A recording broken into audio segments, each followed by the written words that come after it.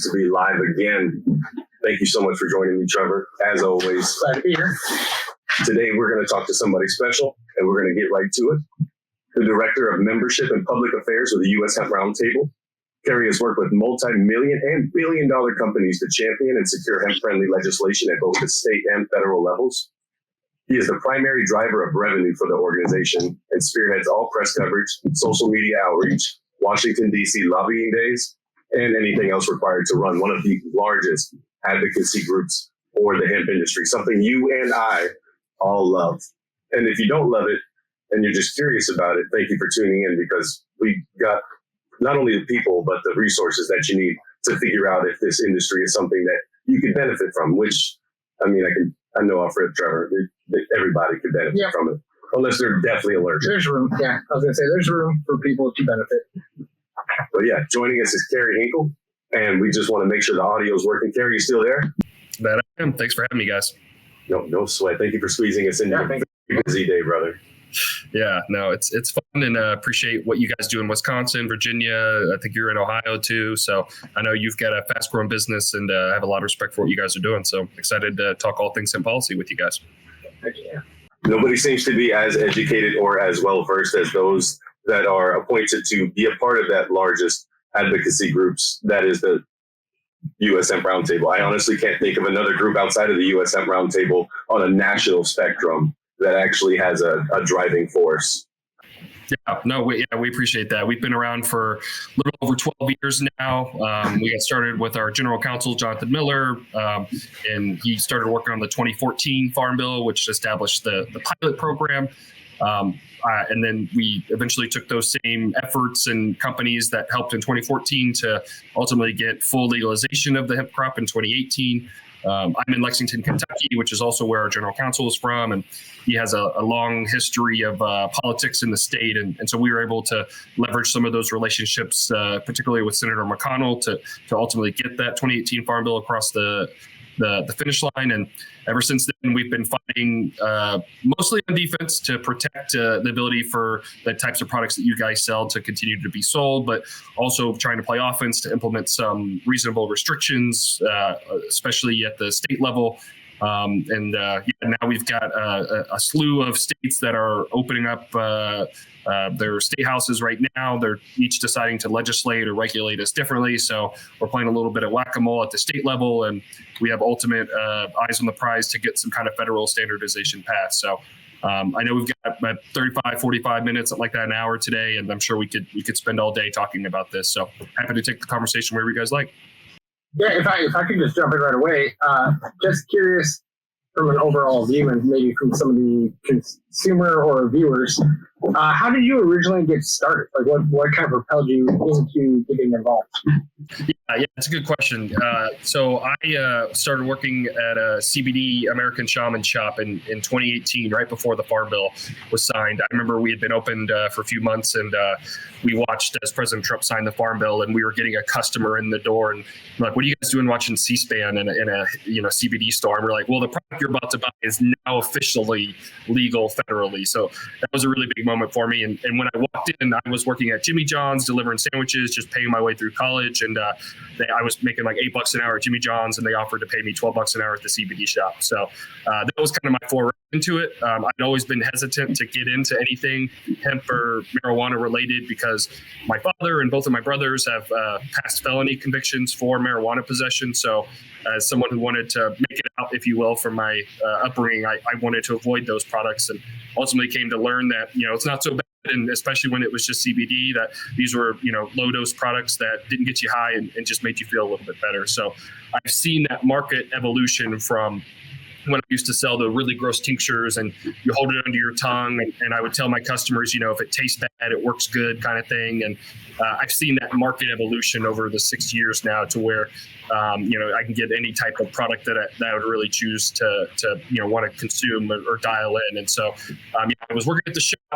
I learned about a bill that would have banned the ability for products to be sold in Indiana from the Hemp Roundtable.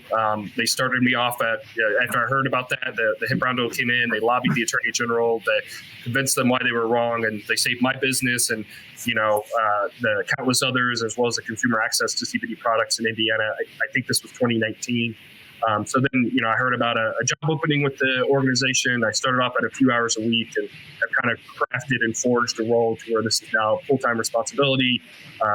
As you mentioned in the intro, I manage all of the members of the organization, but also that comes with that is, trying to understand legislation in all 50 states, tracking what it could do to a business, and, public affairs and dealing with reporters and stories and, trying to shape the narrative of what these products can do, and a very, a wide variety of other things that just kind of pop up as needed. I run our website. And so, sometimes there's issues with that and things that come with just the day-to-day operations of a large association. So, very fortunate to have started in a CBD shop.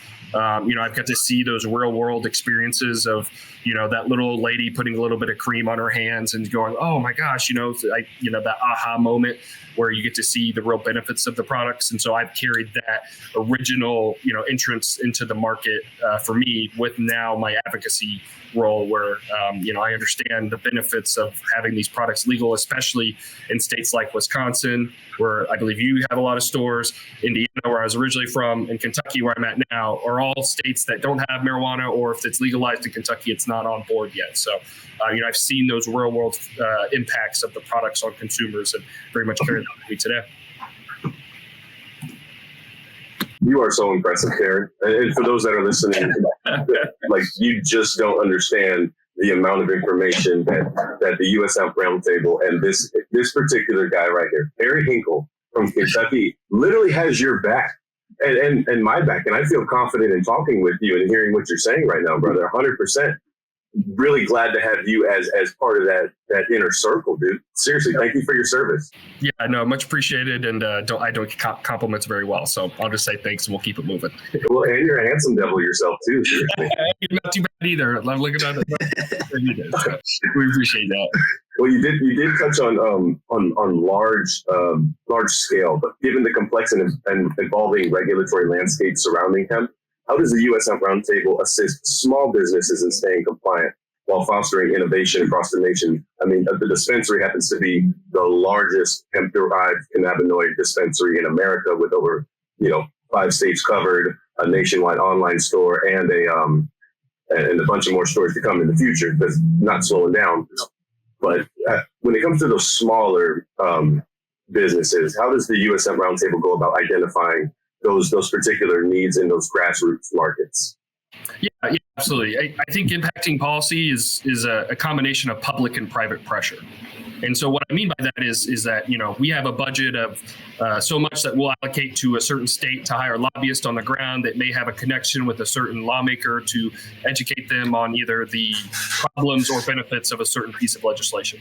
So that private conversation or that one-on-one time that you might have with the legislator, not only as a lobbyist, but also as a business owner, right? If you are in Wisconsin, if you've got 20 stores, then you're probably worried about legislation that's going on in Wisconsin. And so you might meet with bill sponsors to talk to them about the negative impacts or positive outcomes of a certain piece of legislation. That's just generalized how public policy is moved, no matter what the industry is. So that's the private side of things. And then the public side, that is where we activate email campaigns or social media and old-fashioned letter writing campaigns, to where when we are in that one-on-one meeting with the legislator and we are talking about, we understand that this piece of legislation would impact my business, which would cost X amount of jobs or X amount of tax revenue. But I also know you heard from 3,000 other people who participated in the email campaign that the Hemp Roundtable ran. And so that might be not only small business owners, but also the consumers that would be impacted from that piece of legislation. So when you're able to leverage not only the groundswell of support and what you would call a grassroots campaign, but also leverage an existing business that is operating the right way, like what you guys do, it's that combination that will help impact change. And so, we do get a lot of feedback on social media. It was interesting last week or the week before, we put out a state report where we had reported on, hey, look at these bills in 8 states, right? And I got some feedback that said, this is too many states to cover. We're unsure on how the best way to take action is. And then I got other feedback that said, well, you forget about this state, that state, and the other, and don't forget about this piece of legislation, et cetera. And so it is a little complicated to where you still want to have effective messaging to get across so that people know what's real and when to take action. But also, over the course of the years that we've been doing this, it used to be 5 states would try to tackle us in a session, and then 10 and 20. And now it feels like every state, as sessions are opening up, are deciding to legislate or regulate us differently.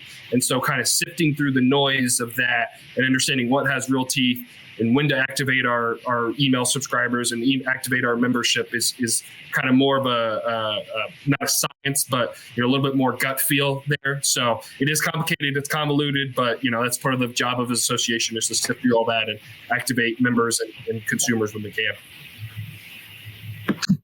Yeah, the one thing I took away from that you were mentioning was the legislative side of things. Sure. From your perspective, because you do work with businesses in all different states, whether they're small or bigger businesses, what do you think, like right now from your side of things, is the biggest legislative challenge that's facing hemp-derived businesses? Yeah, that's a tricky one because there's a lot of things to tackle there. On one side, it's bans. That is what we have been worried about for the last 2, 3, 4 years. Is attacking products to where a state like Virginia. I think you guys have stores there where they pretty much just banned the products completely. I think it's 2 milligrams of THC per package, if memory serves. And so that's forcing products into a regulated marijuana system. So we have to push back against efforts to ban the products outright. And then in some states, we might compromise. I think of Massachusetts as an example. We have a bill there right now which would allow for 5 milligram low dose THC beverages to come online. Right now, Massachusetts doesn't have any CBD products. So do we want to settle for 5 milligrams to get some products back on the shelves and live with the reality that it's not perfect? Right? Or do we want to, draw a hard line in the sand and say, we'll take nothing or we'll take everything? And so, some of this is that state by state compromise where you have to kind of just figure out what the interests are in a various state. I think you can liken this a little bit to alcohol, especially given the explosion of the THC beverage market right now. And, in some states you can only buy wine next to beer, but you can't buy liquor there, or it can't be cold in some states, or you can get delivery in others. And that's where I think this hemp market is headed, to where it is going to be hopefully some standardization at the federal level where you've got truth in labeling, or you've got, if it says 5 milligrams of THC on the package, that's what's in the product. And if it's got THC in it, then it's only being sold to adults, like some kind of cleanup of standardization at the federal level. And then each state will decide to take more restrictive or more generous regulations, just kind of dependent on the businesses in the market and if they have legalized marijuana or not. And so it is tricky to say there's one big problem, because in some states we're just trying to get CBD products back on the market, and in others we're trying to push back against efforts to completely ban them or stick them in the 3-tier system, which is what alcohol goes through. So I'd say just vary state by state.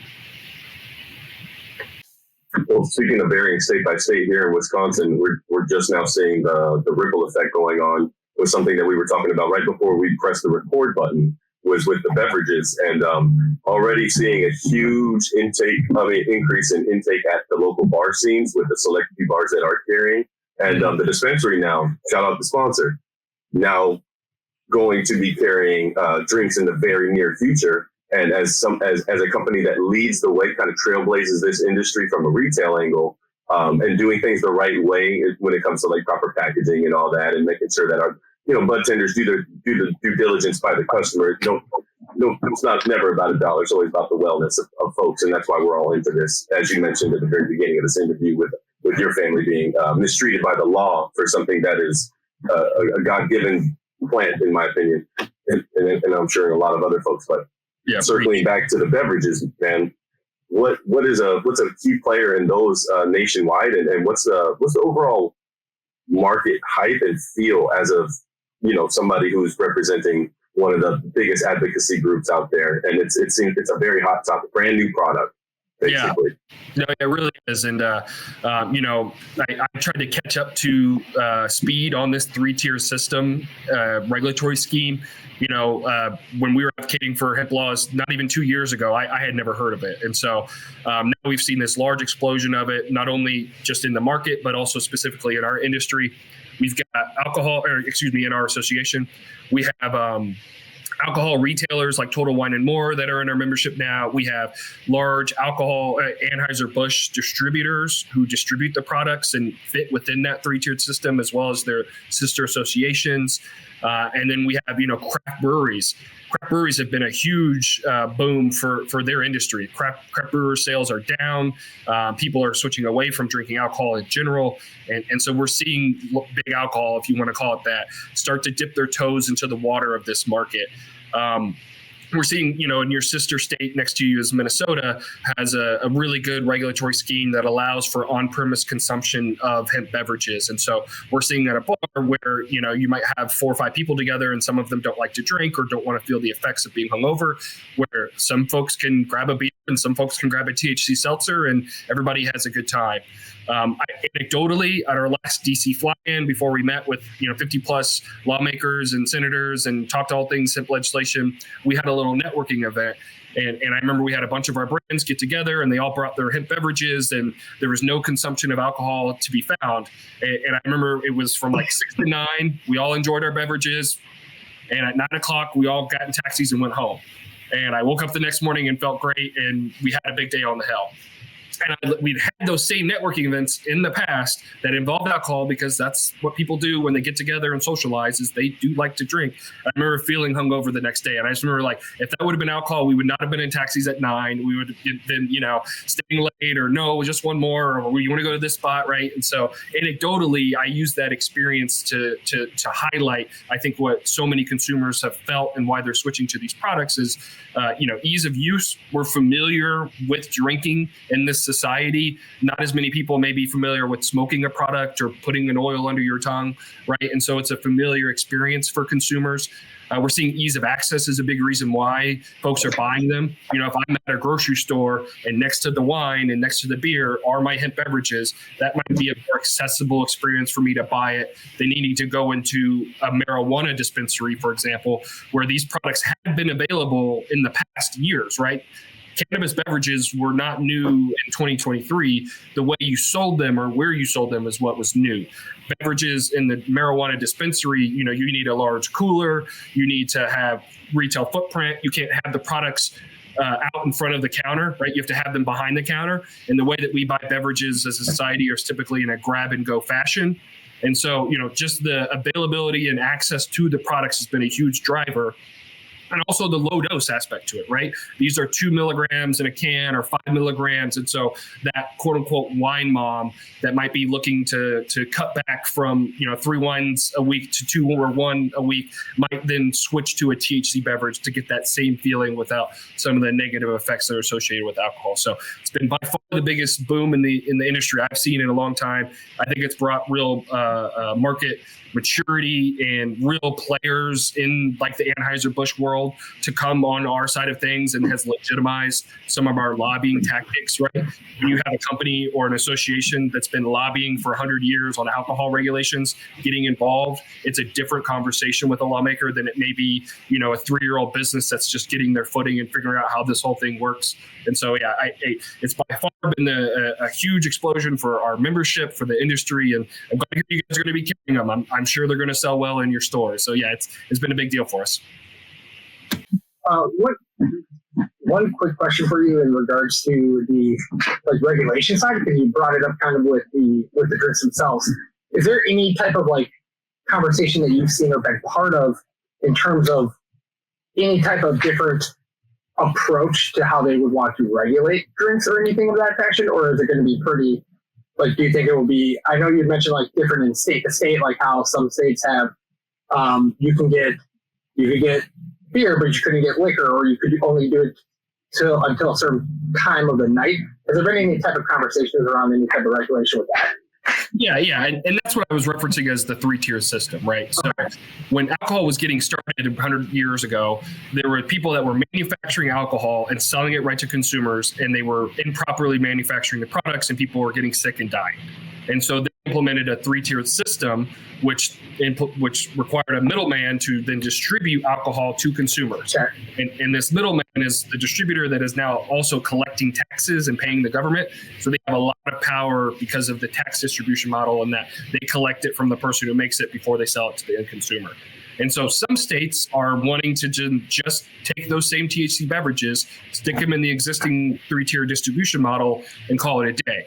And the problem is that can eliminate online sales, right? So many hemp businesses thrive on the ability to sell these products online. And if you force them to go into that system that now eliminates the ability to sell directly to a consumer, it gives up power of the business, right? If a distributor decides to not have your contract or only wants to carry a certain amount of your products, or doesn't properly display them on the retail shelves, right?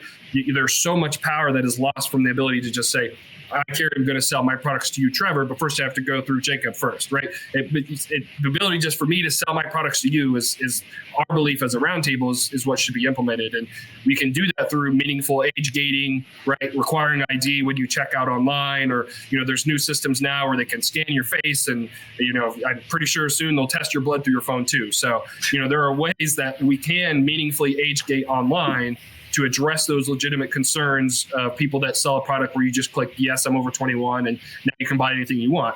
So we do need to balance those restrictions without just completely giving up the ability to sell hemp products directly to a consumer, whether in retail or online, to just turn that over to a large alcohol distributor, I think is a problem. And so those are some of the complicated, like in the weeds details of what it's like to now have these large alcohol players getting interested in our space. Yes, sir.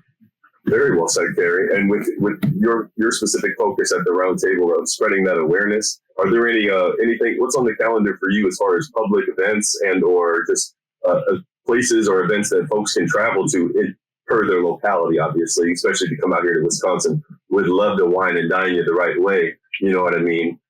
Give you the right treatment there, especially have it being a learning experience. But is there anything on the calendar board next 30, 90 days where it's going to be a public event? People should be aware of this thing to do with the US Hemp Roundtable. Yeah, I'll be in Wisconsin tomorrow, right? I'll be in Crandon at the Indigenous Cannabis Industries Association. So when you guys going to run this before then? I don't think so. I don't think so. Okay. Well, then we can cut that one out because that event already happened. So that's a big one. I'm looking forward to supporting those partners in Wisconsin. They do great work. And again, maybe check out their website, icia.org. So that's one. I'll also be at NOCO, the Northern Colorado Hemp Expo. That's been a trade show for 10 plus years now. We go every single year. It's a great event.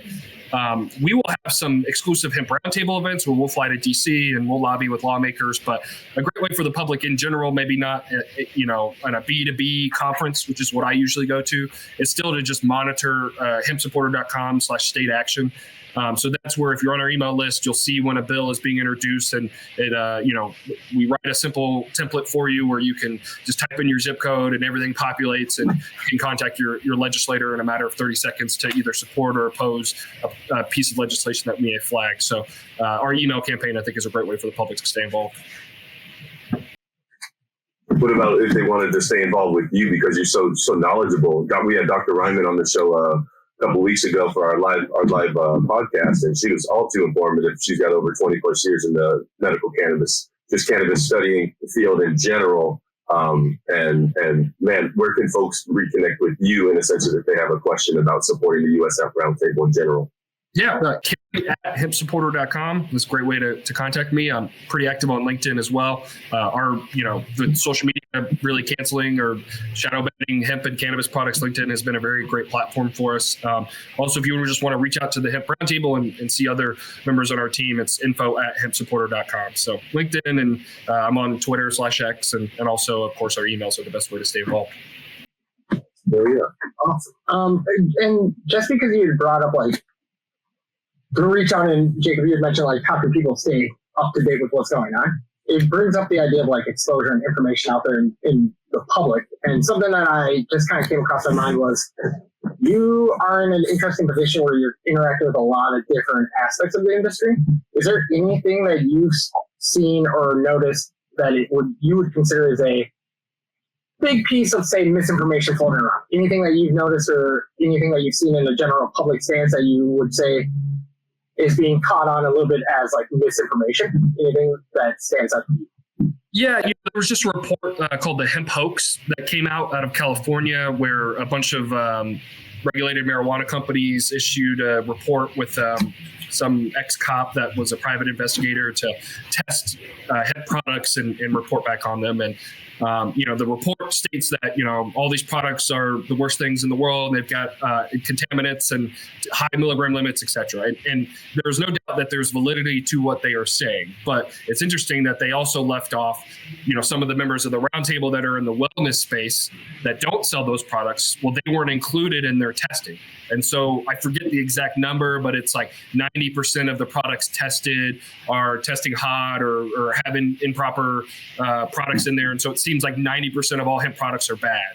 And well, you're leaving out products that are legitimately, useful for consumers that are tested the right way in this report. So the hemp hoax was something that just came out last week that we're still sifting through, and I don't think we've issued a formal response to it, but just anecdotally looking through it, it seemed like it was real skewed to benefit the companies that help pay for the study. Gotcha. Okay. Appreciate that information. Yeah. One of the most dangerous things out there is misinformation, and thanks so much for the largest advocacy group out there for our industry, the US Hemp Roundtable. Sure, they do what they do in DC. They got to bump uglies with the politicians.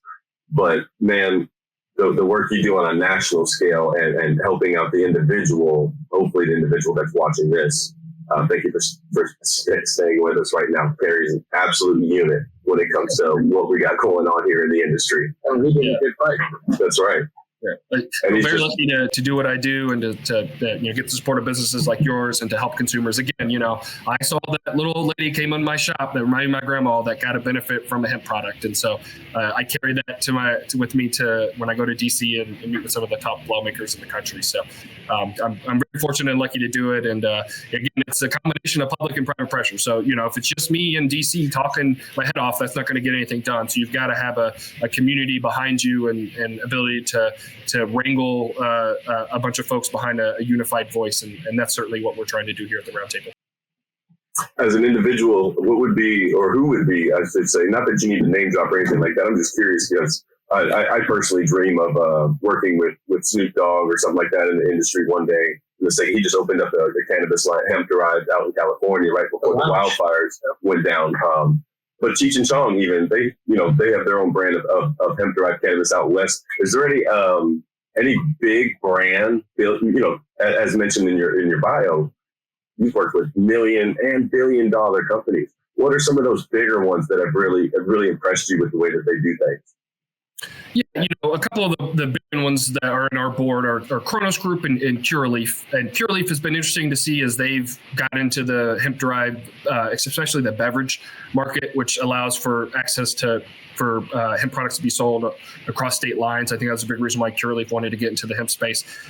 Green Thumb Industries has also launched their Senorita hemp-derived D9 drinks. And so we're seeing this, especially in 2022, we saw this war between hemp and marijuana. And, they were, I think, somewhat rightfully, but also as an association, we were opposed to, is that, they were complaining that we can sell these products and they can't.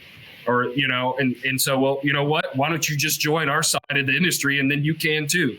And I think they've slowly started to realize that, and we've seen more of them come online. But I do also want to point out, that we represent Curaleaf and Kronos Group, but I also have one retail shop in Athens, Georgia, that's right there at the college campus. That's also a part of our group, and they have just as much say in what we advocate for as those other companies. And so, we are a membership-based organization, and each company gets one vote to decide on our policies, or each one can be more active or less active, just depending on their need and what they want to do. So we do try to accurately represent all of the industry. Although I will say you can't make everyone happy. Although we do our best to kind of tiptoe that line and navigate it when we can. Is the men's basketball league still going on back home locally in Kentucky? You know, yeah. I don't know where you got that information. You did some deep research, huh? Yeah, no, I play every Wednesday, Sunday, my local men's basketball league here in Kentucky. And as a implant or transplant from Indiana to here, it was a great way for me to meet friends and get a couple shots up. But I'm a little sad. I'm going to Wisconsin tomorrow, and I'll miss it tomorrow. So I was like, do I go to a work conference or do I stay for my basketball league? I guess I'll go for a work conference. But yeah, no, it's a big part of what I do here. Your sacrifice means all the most to us and the viewers at home. And the fact that you take care of yourself offline, you know what I mean? The hoops, no matter what it is about getting physical and pushing those boundaries, as I'm sure that you often do, flying high, attacking the boards like I do.